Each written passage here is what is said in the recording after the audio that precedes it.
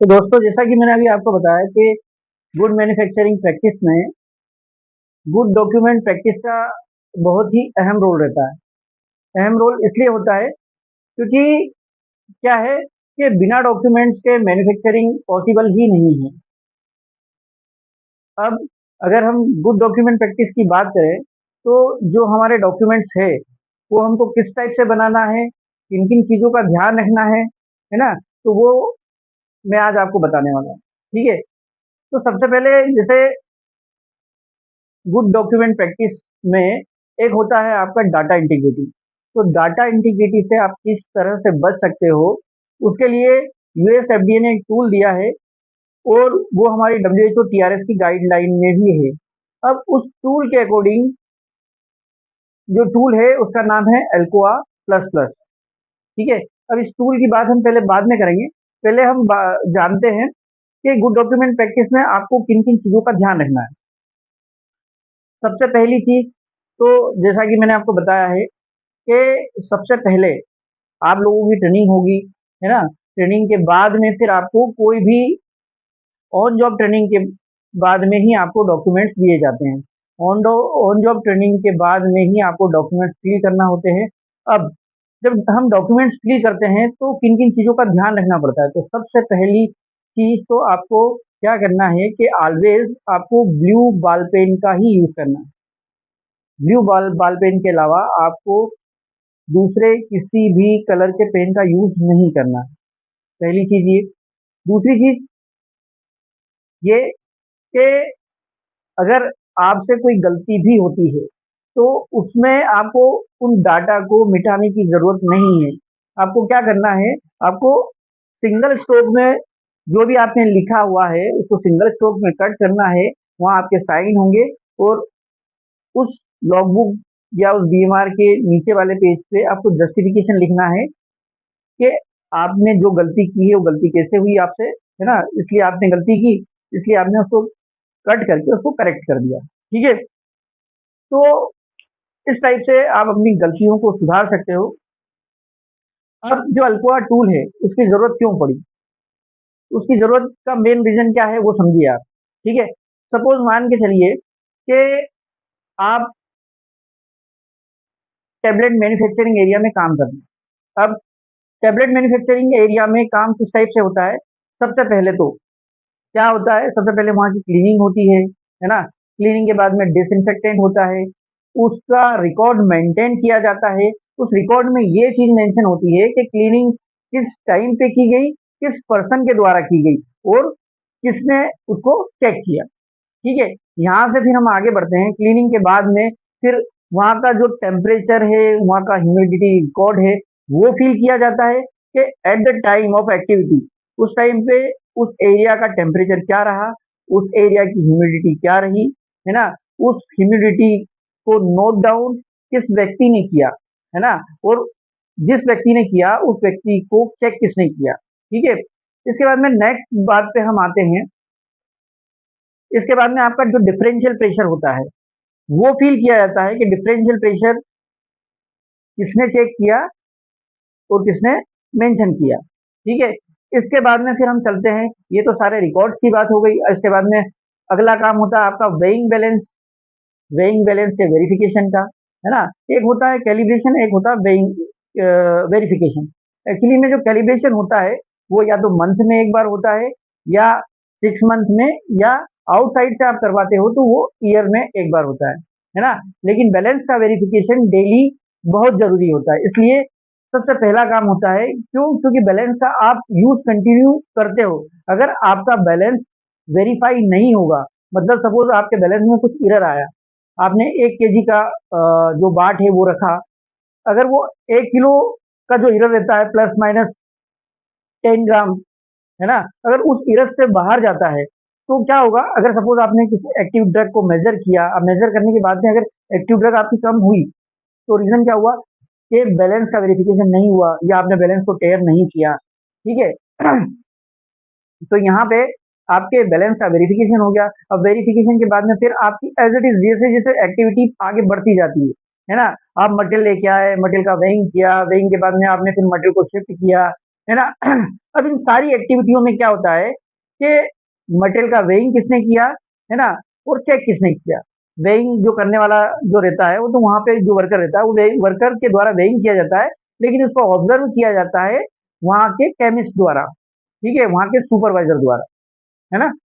अब weighing balance weighing हो गया आपका, इसके बाद में शिफ्टर पे जो एक्टिविटी चलती है, जैसे शिफ्टिंग का टाइम दे दिया हमने अकॉर्डिंग टू बेच मैन्युफैक्चरिंग रिकॉर्ड। शिफ्टर में जैसे आपने पर्टिकुलर कोई एक बेच लिया, अब उस बेच में आपको टाइम लगना चाहिए 1 घंटा, ठीक है। अब 1 घंटा लगना चाहिए, लेकिन अकॉर्डिंग टू एक्टिविटी आपका जो समय है वो आपने आधे घंटे में उसको कंप्लीट कर लिया, ठीक है। अब वो आधे घंटे में कैसे कंप्लीट हुआ, आधे घंटे में कंप्लीट होना नहीं चाहिए। क्यों नहीं होना चाहिए?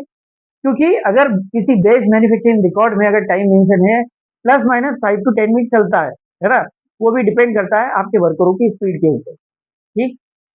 क्या होता है कि अगर आपकी शिफ्टिंग की प्रोसेस सपोज मान लो जल्दी कंप्लीट हो जाती है ना, तो इसका सीधा सा अर्थ ये है कि आपकी शिफ्टर की जो सीव्स है वो प्रॉपर तरीके से उसको लॉक नहीं किया गया, या फिर दूसरा कारण ये हो सकता है कि आपने उसकी इंटीग्रिटी चेक नहीं की। इंटीग्रिटी का मतलब ये होता है कहीं से फटी टूटी तो नहीं है।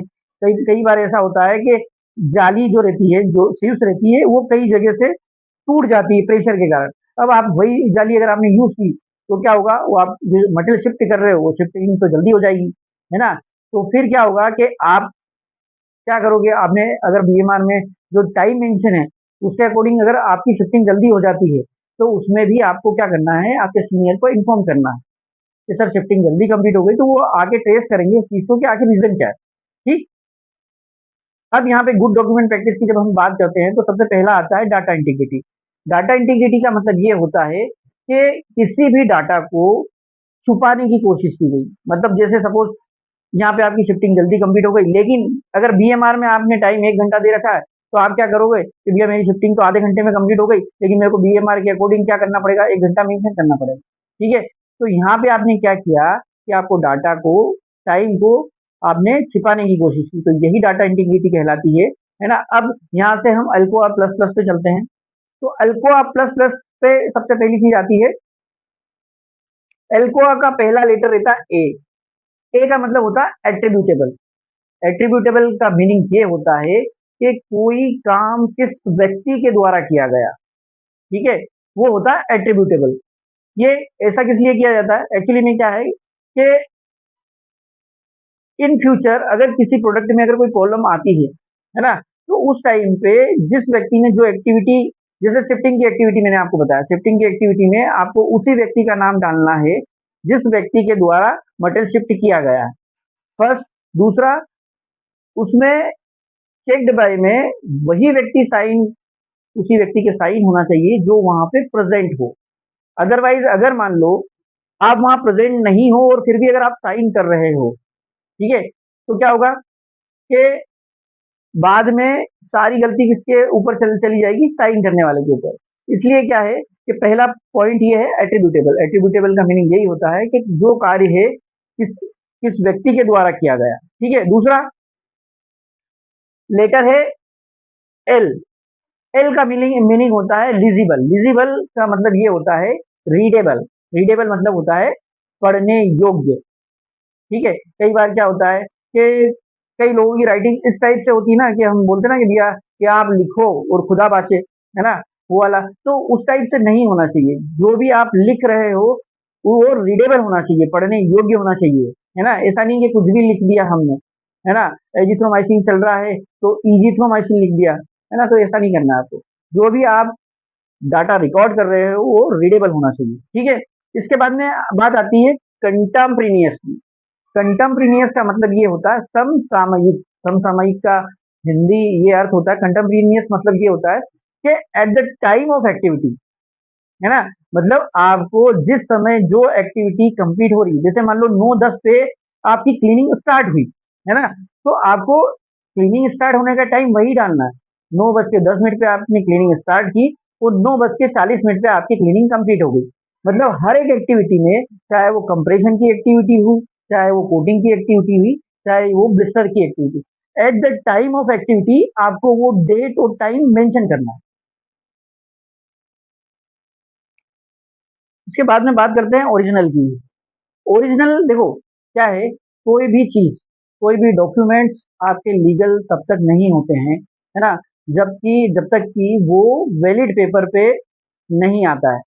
सपोज आप मकान की रजिस्ट्री भी करवाना चाहते हो तो क्या होता है, उसमें भी जो है वैलिड पेपर लगते हैं, स्टाम्प पेपर लगता है, इसके बाद ही वो सही मानी जाती है। तो उसी टाइप से ओरिजिनल का मतलब ये होता है कि जो डॉक्यूमेंट आपको क्यूए से इशू किए जाते हैं, मतलब जिन पे जिन डॉक्यूमेंट्स के ऊपर कंट्रोल कॉपी की सील मेंशन होती है ना, वही डॉक्यूमेंट्स आपके वैलिड कहलाते हैं, है ना। आपको कभी भी स्क्रैप पेपर का, कॉपी का, है ना, या अदर रफ पेज का यूज नहीं करना है। आप जो भी डाटा रिकॉर्ड करो वो वैलिड पेपर के ऊपर, वैलिड लॉगबुक के ऊपर ही आपको डाटा रिकॉर्ड करना है, ठीक है। ये बात होती है ओरिजिनल की। अब एक्यूरेट, एक्यूरेट का मतलब ये होता है कि विदाउट एरर के, विदाउट एडिटिंग के, है ना, विदाउट एडिटिंग के आपको डाटा रिकॉर्ड करना है, ठीक है। इसके बाद में बात करते हैं कंप्लीट। कोई भी डाटा कंप्लीट कब माना जाता है, डाटा कंप्लीट तब माना जाता है जबकि उसमें एक भी कॉलम छूटा हुआ नहीं होना चाहिए, ना एक रो छूटी हुई होना चाहिए। अगर किसी रो का आप यूज नहीं कर पा रहे हो तो वहां पे आपको नॉट एप्लीकेबल एनए मेंशन करना होता है, ठीक है। और साथ ही साथ में जो भी रिकॉर्ड आप भर रहे हो उसमें डेट और टाइम मेंशन करना बहुत जरूरी रहता है। साथ ही साथ में जिस व्यक्ति के द्वारा, एक व्यक्ति के द्वारा उसको काम को किया जाता है और दूसरे व्यक्ति के द्वारा उस काम को चेक किया जाता है। इसका मीनिंग होता है डन बाय और चेक्ड बाय में सिग्नेचर होना चाहिए, ठीक है, तभी आपके डाटा कंप्लीट कहला जाएंगे।